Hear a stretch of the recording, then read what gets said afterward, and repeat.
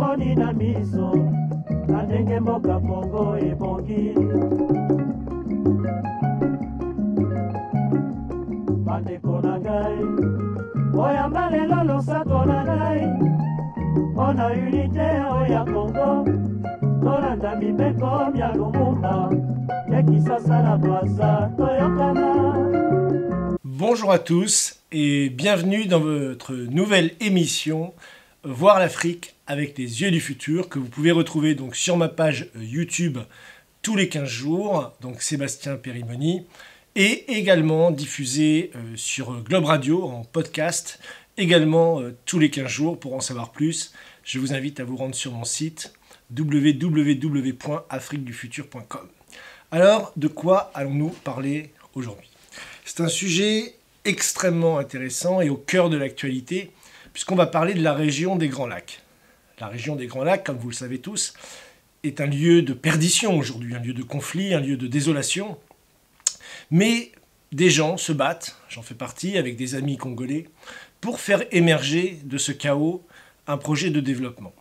Ce projet de développement s'appelle Sula Ya Amani, donc qui veut dire en swahili le visage de la paix. Le visage de la paix, justement, qui est nécessaire pour le développement de la région.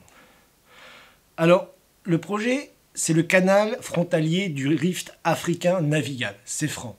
Ce projet est porté par une personnalité importante du Congo, de la RDC, José Moulenda, qui est président donc, du CSP Régla, le comité de soutien et de plaidoyer pour le développement de la région des Grands Lacs. Car comme il le dit dans l'introduction de son document de présentation du projet, ni les déserts, ni les fleuves, ni les forêts, ni les montagnes, et moins encore la cupidité, n'empêcheront pour longtemps les peuples africains à se développer, à développer les échanges économiques entre ces différentes populations avec les autres peuples du monde.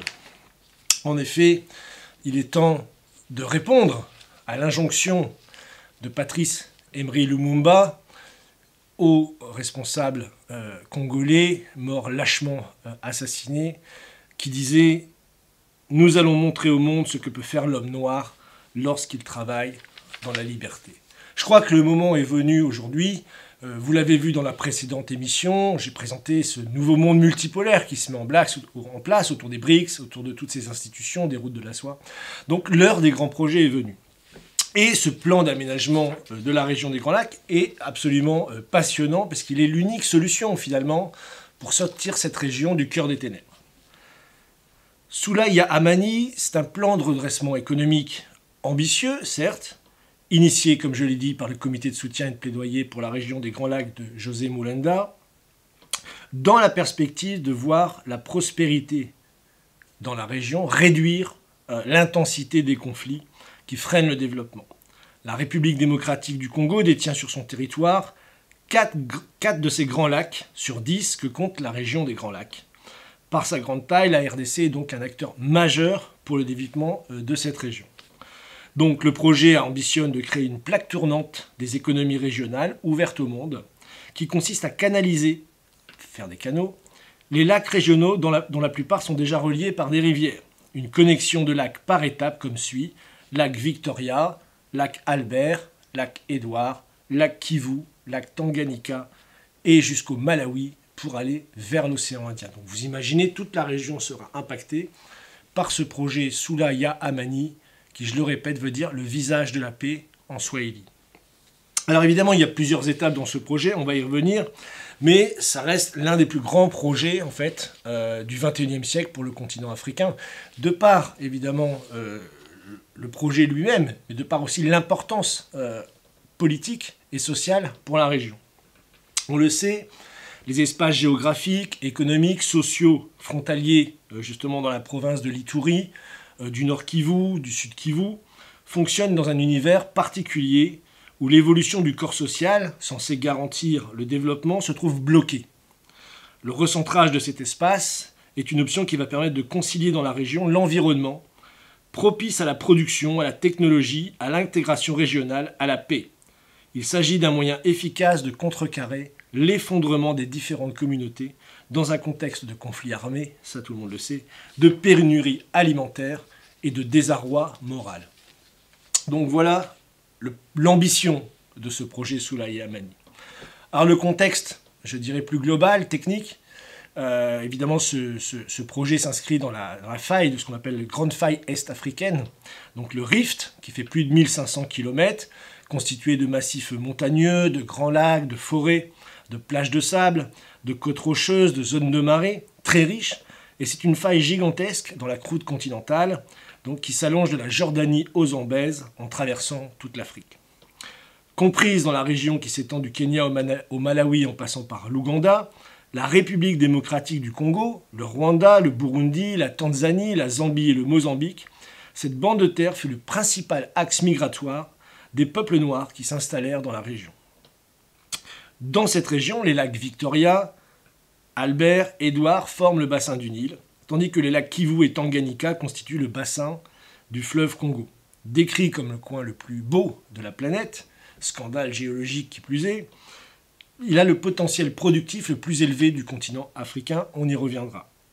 La population dans la région des Grands Lacs, elle, est estimée à environ 250 millions d'habitants, avec comme avantage la fertilité des sols, l'eau disponible toute l'année, le climat qui facilite beaucoup l'élevage, le bétail, il y a très peu de maladies, pour les bovins, les chèvres, etc. Densité de la population, productivité agricole qui est potentiellement gigantesque si on l'organise. Donc on voit ici pourquoi cette région a été et est aujourd'hui tant convoitée par les multinationales cupides qui créent les conditions du désarroi moral, comme on disait, dans la région. Donc le bassin du Nil, donc le lac Victoria, lac Albert, lac Édouard. Première étape, le bassin du Congo ensuite, lac Tanganyika, lac Kivu. Et ensuite le bassin du Zambèze, lac Malawi, et enfin un bassin vers le lac Turkana. Donc c'est toute cette région-là qui est concernée par le projet du canal frontalier du Rift africain navigable, projet Soulaye et Amani. Donc c'est un projet qui a été présenté à la société civile, aux décideurs politiques et financiers, comme facteur d'intégration économique qui permettra de booster durablement les trois marchés économiques de la région, à savoir la CEPGL, donc la fameuse communauté économique de la région des Grands Lacs, la COMESA, Common Market for Eastern and Southern Africa, donc la communauté du marché pour l'Afrique du Sud et de l'Est, et enfin la CADC, Southern African Development Community, la communauté de développement de l'Afrique du Sud. Voilà, on va dire de manière générale. Donc c'est avec toute cette ambition et toute la volonté de booster le développement de la région que ce projet se met en place. Alors, il sera fait en plusieurs étapes. Évidemment, on ne va pas faire des canaux entre les lacs, vous verrez sur les cartes, pour ceux qui nous suivent en vidéo, et je renvoie ceux qui nous suivent en radio vers la vidéo.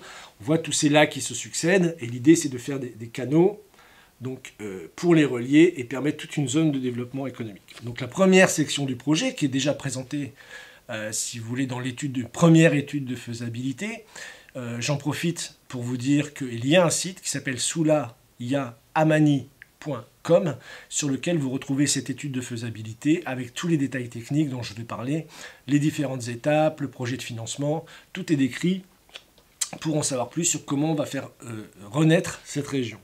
Donc la première section du projet, c'est la liaison entre le lac Albert, Édouard et Kivu, qui permet d'étudier justement les chemins qui mènent jusqu'à ces différents lacs pour pouvoir les canaliser. Ainsi, la perspective de voir la prospérité réduire l'intensité des conflits par ces projets sera réelle à travers un canal unifiant et reliant les pays de la région jusqu'à l'océan Indien.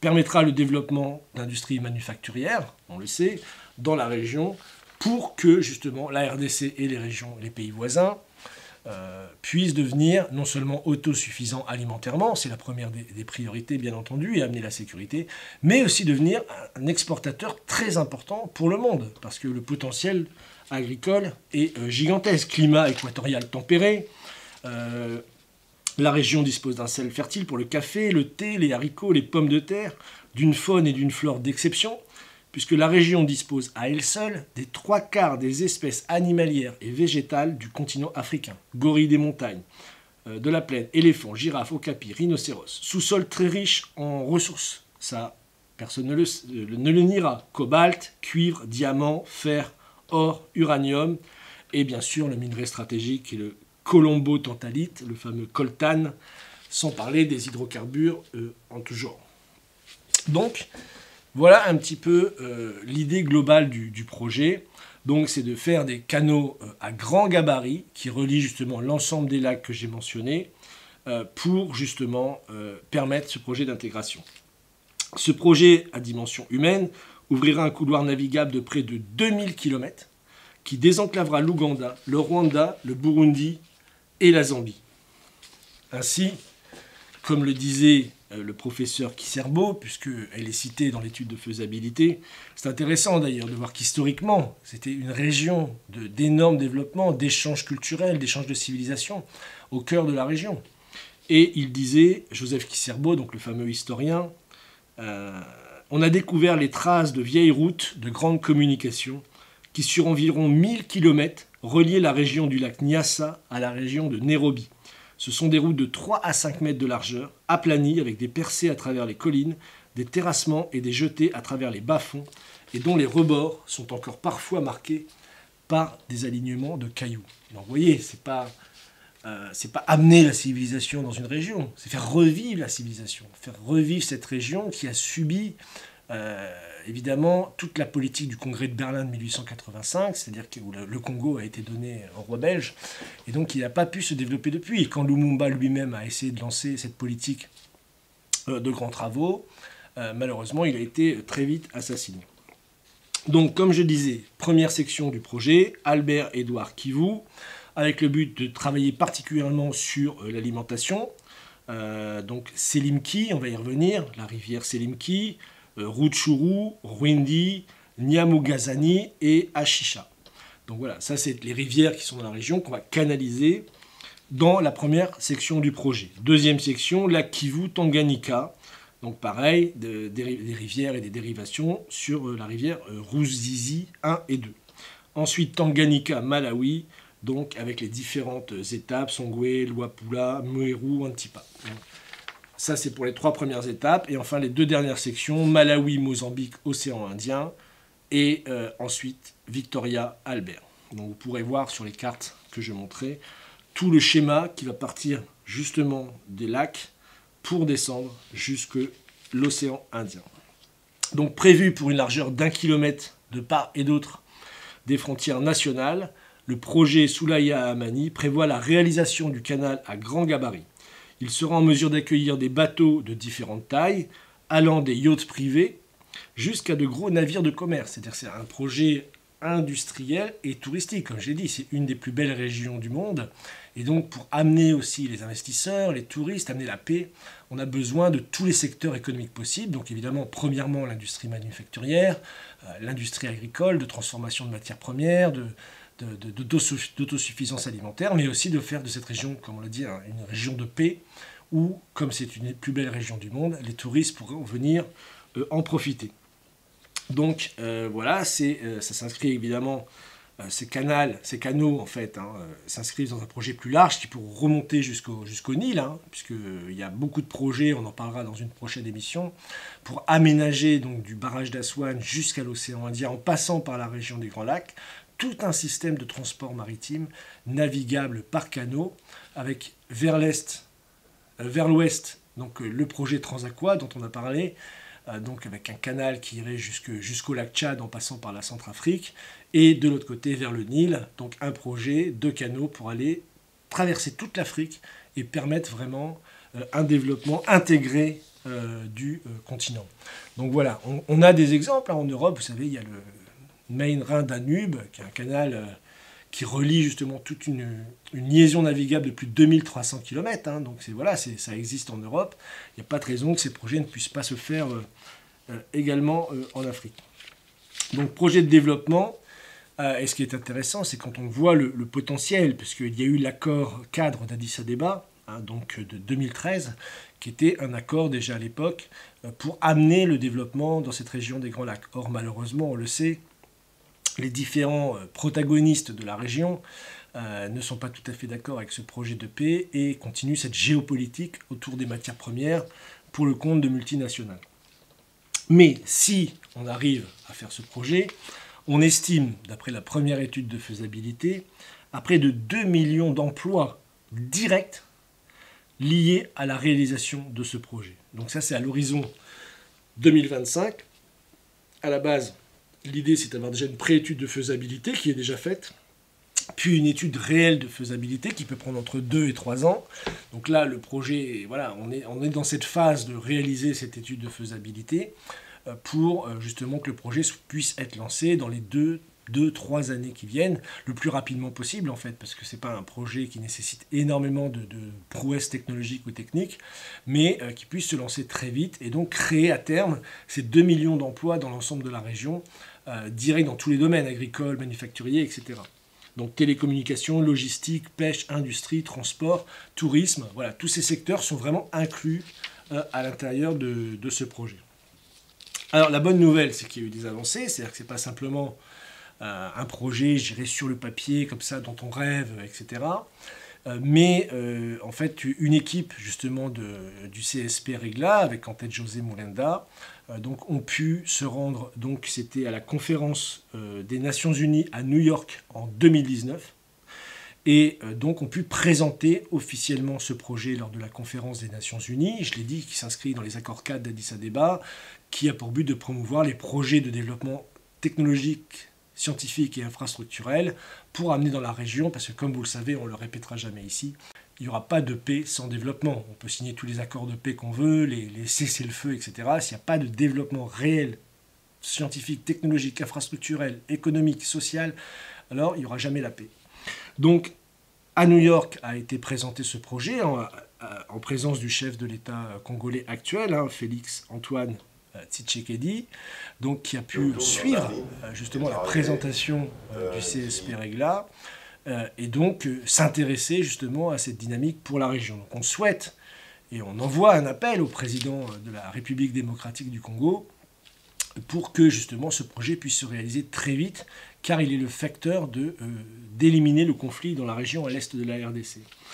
Donc à l'époque, donc il y a une première présentation à la conférence des Nations Unies à New York, et 3 ans plus tard, une délégation organisée justement par le comité de soutien et de plaidoyer de la région des Grands Lacs a pu faire une première visite en fait, avec le ministre de l'intégration régionale et de la francophonie du gouvernement congolais, donc maître Didier Massinga Mukonsu, donc qui est venu faire une visite de travail en France du 7 au 8 juin 2022, donc auprès de la Compagnie nationale du Rhône, qui se trouve à Lyon, pour justement s'enquérir du savoir-faire, de l'expérience de cette compagnie dans l'aménagement et la restauration des bassins et des cours d'eau. Donc le CNR, la Compagnie nationale du Rhône, qui a fait tous les aménagements canaux et autres dans le bassin du Rhône.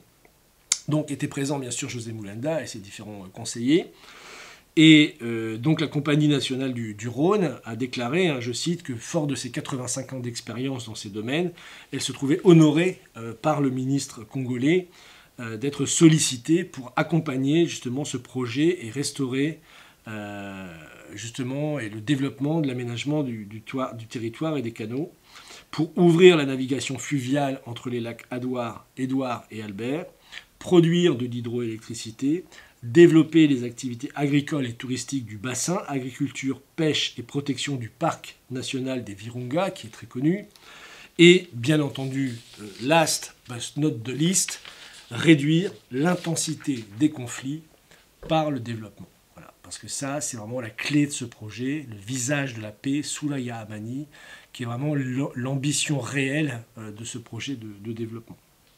Et donc ça commencerait justement par l'aménagement de la Semliki, la rivière, justement, qui mettra un terme à l'économie frauduleuse autour des ressources naturelles, le coltan, la cassitérite, l'or, le cobalt, le bois, et ainsi développer le commerce fluvial, produire de l'électricité et, comme je l'ai dit, développer les activités économiques de manière générale. Donc voilà, cette visite a été très importante puisqu'elle a marqué, c'était en 2022, l'an dernier, une étape supplémentaire vers la réalisation de ce projet, avec une équipe autour de José Mulenda qui est très active, voilà, qui ont un site internet, soulayahamani.com, je le rappelle, et donc qui se bat vraiment, je dirais, jour après jour et même parfois nuit après nuit, pour faire avancer ce projet qui est un projet qui est essentiel pour l'avenir du continent, qui est essentielle d'un point de vue moral, puisque cette région est une des régions qui souffre le plus, qui a subi des génocides, le dernier génocide du XXe siècle,